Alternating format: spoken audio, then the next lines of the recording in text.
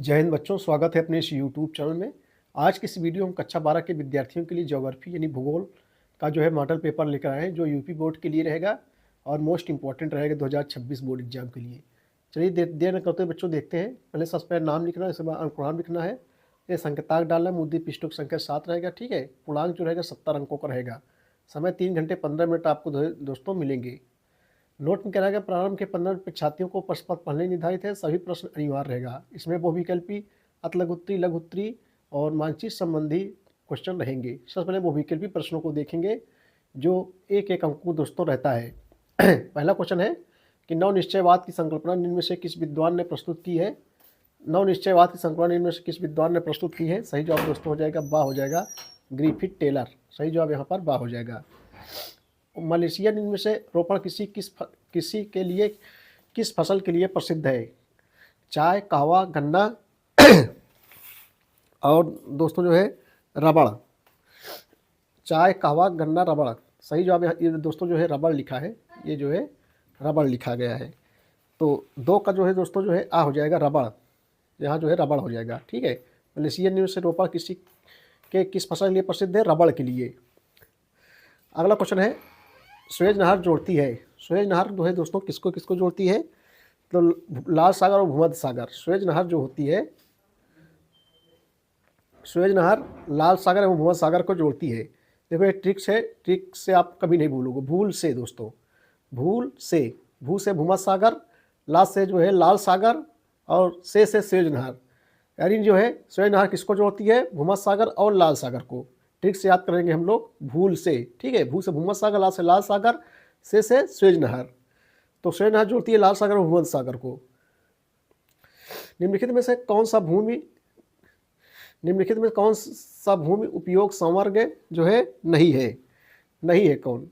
किसी योग्य व्यर्थ भूमि, प्रतिभूमि, सीमांत भूमि। सही जवाब दोस्तों यहाँ पर चौथा का दा हो जाएगा, सीमांत भूमि। क्वेश्चन नंबर 5 है, निम्नलिखित में से कौन भारत का सबसे बड़ा नगरीय संकुल है। सबसे बड़ा नगरीय संकुल है, तो 5 का दोस्तों बा हो जाएगा बृहत मुंबई। सही जवाब यहाँ पर बा हो जाएगा।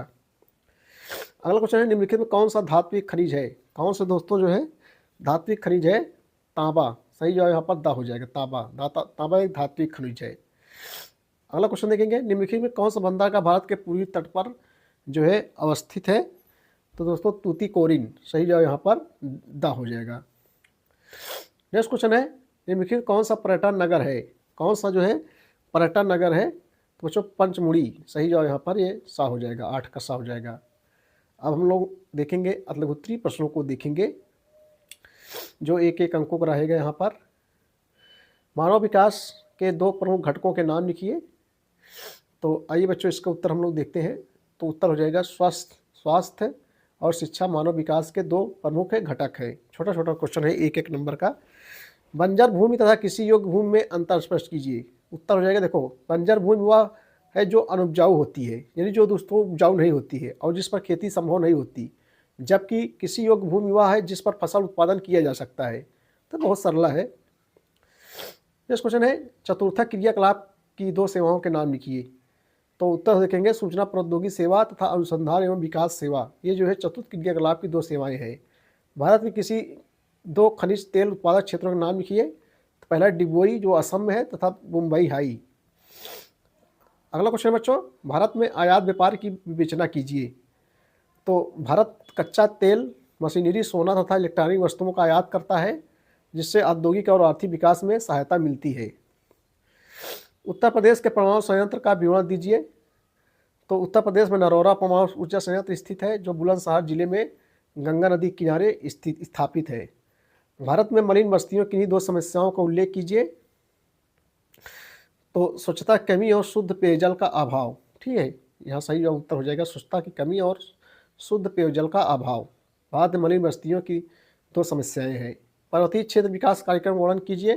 पर्वतीय क्षेत्र के संतुलित विकास, कृषि सुधार, बागवानी प्रोत्साहन और रोजगार वृद्धि हेतु यह कार्यक्रम चलाया गया है। अब हम लघुत्तरी प्रश्नों को देखेंगे बच्चों, जो 4 अंकों का रहेगा। पहला क्वेश्चन है कि विश्व में जनसंख्या वितरण को प्रभावित करने वाले कारकों की विवेचना कीजिए। विश्व में जनसंख्या के वितरण को प्रभावित करने वाले कारकों की विवेचना कीजिए। आइए इसका उत्तर हम लोग देखते हैं। देखो बच्चों, विश्व में जनसंख्या का वितरण अत्यंत असमान है कुछ क्षेत्र में जनसंख्या अत्यधिक घनी है जबकि कुछ स्थान लगभग निर्जन है, जिसके पीछे प्राकृतिक तथा मानव जनित कारक कार्य करते हैं। प्राकृतिक कारकों में जलवायु, स्थलाकृति, उपजाऊ मिट्टी तथा जल की उपलब्धता प्रमुख है। समशीतोष्ण जलवायु एवं समतल मैदानों में जनसंख्या अधिक पाई जाती है, जैसे गंगा का मैदान। आर्थिक कारकों में उद्योग, व्यापार, परिवहन तथा रोजगार के अवसर शामिल है। विकसित क्षेत्रों में अधिक जनसंख्या आकर्षित होती है।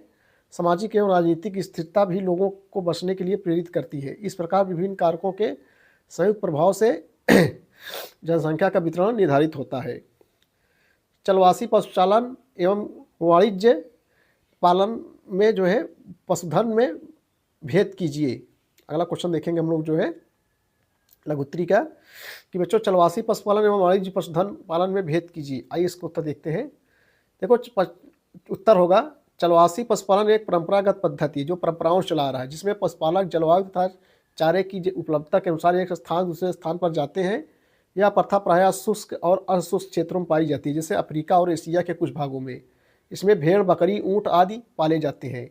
इसके विपरीत बच्चों वाणिज्य पशुधन पालन आधुनिक तकनीक पर जो है आधारित होता है। इसमें बड़े पैमाने पर पशुधन कर दूध, मांस और अन्य उत्पादों का उत्पादन किया जाता है। या लाभ कमाने के उद्देश्य से विकसित देशों में अधिक प्रचलित है। इसमें वैज्ञानिक पद्धति, चारा प्रबंधन और पशु चिकित्सा सुविधाएं उपलब्ध रहती है। नेक्स्ट क्वेश्चन है दोस्तों, विश्व के प्रमुख अंतर्देशीय जलमार्गों का उल्लेख कीजिए। बहुत बढ़िया क्वेश्चन है। कह रहा है बच्चों को विश्व के प्रमुख अंतर्देशीय जलमार्गों का जो है उल्लेख कीजिए। अंतर्देशीय माने जो अपने अंदर देश के होता है। तो उत्तर देखेंगे, अंतर्देशीय जलमार्ग वे मार्ग है जिनमें नदियां और झीलों के माध्यम से परिवहन किया जाता है। यह सस्ता और पर्यावरण अनुकूल साधन है। विश्व के प्रमुख अंतर्देशीय जलमार्गों में यूरोप की राइन नदी, डेन्यूब नदी, रूस की वोल्गा नदी, अमेरिका की मिसिसिपी नदी तथा चीन की यांगसी नदी प्रमुख है। ये जलमार्ग औद्योगिक क्षेत्र को बंदरगाह से जोड़ते तथा भारी माल के परिवहन में सहायक होते हैं। इन जलमार्गों के कारण संबंधित देशों में व्यापार और आर्थिक विकास को बढ़ावा मिला है। बहुत सरल क्वेश्चन है। भारत में रेल परिवहन की विशेषताओं का वर्णन कीजिए। अगला क्वेश्चन बच्चों हम लोग देखेंगे जो है, भारत में रेल परिवहन की विशेषताओं का वर्णन कीजिए।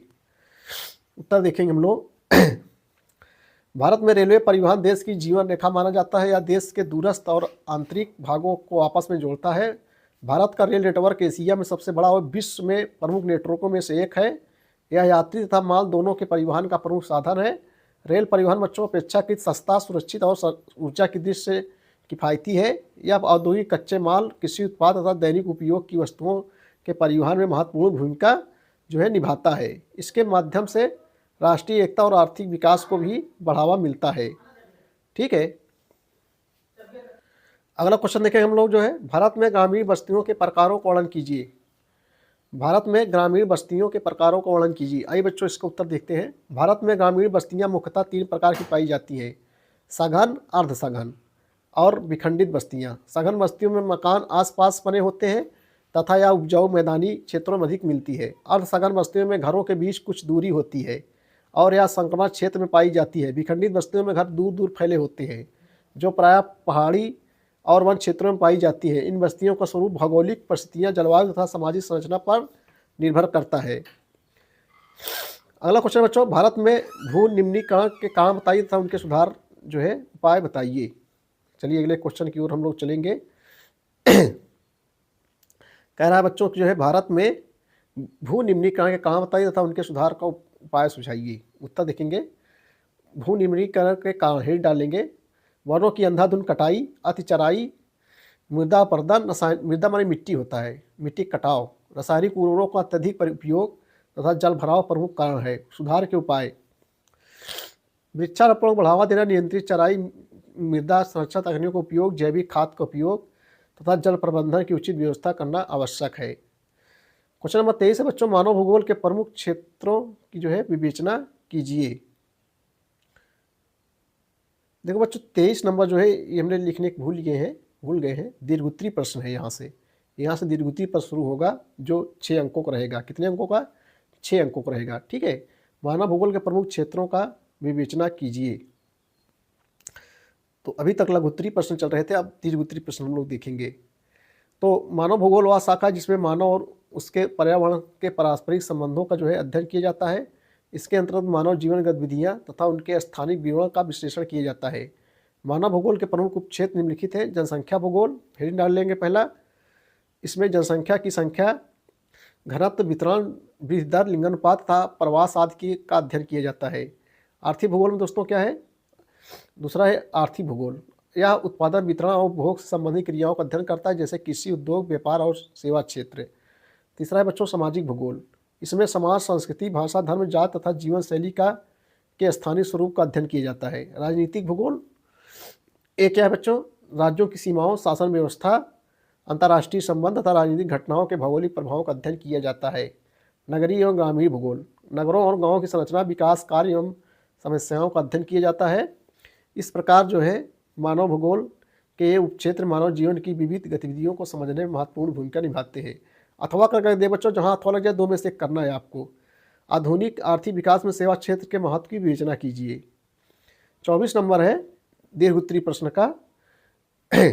देखो बच्चों, जो लघुत्तरीय प्रश्न था वो जो है 17 से लेकर 22 तक, 17 से 22 तक लेकर लघुत्तरीय था और उसके बाद में अतिलघुत्तरीय था। तो ये जो है दीर्घोत्तरीय प्रश्न चल रहा है। आधुनिक आर्थिक विकास में सेवा क्षेत्र के महत्व की विवेचना कीजिए। आइए इसका उत्तर हम लोग देखते हैं। उत्तर देखेंगे। आधुनिक आर्थिक विकास सेवा क्षेत्र तृतीय क्षेत्र का अत्यंत महत्वपूर्ण स्थान है। वर्तमान समय में यह क्षेत्र किसी भी देश की अर्थव्यवस्था की रीढ़ जो है माना जाता है। राष्ट्रीय आय में योगदान, सेवा क्षेत्र का देश की सकल घरेलू उत्पाद जीडीपी में सबसे अधिक योगदान होता है। बैंकिंग, सीमा, बीमा, परिवहन, संचार, शिक्षा, स्वास्थ्य, पर्यटन आदि सेवाएं राष्ट्रीय आय को बढ़ाती है।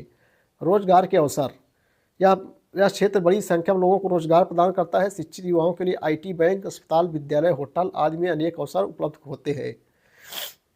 ठीक है।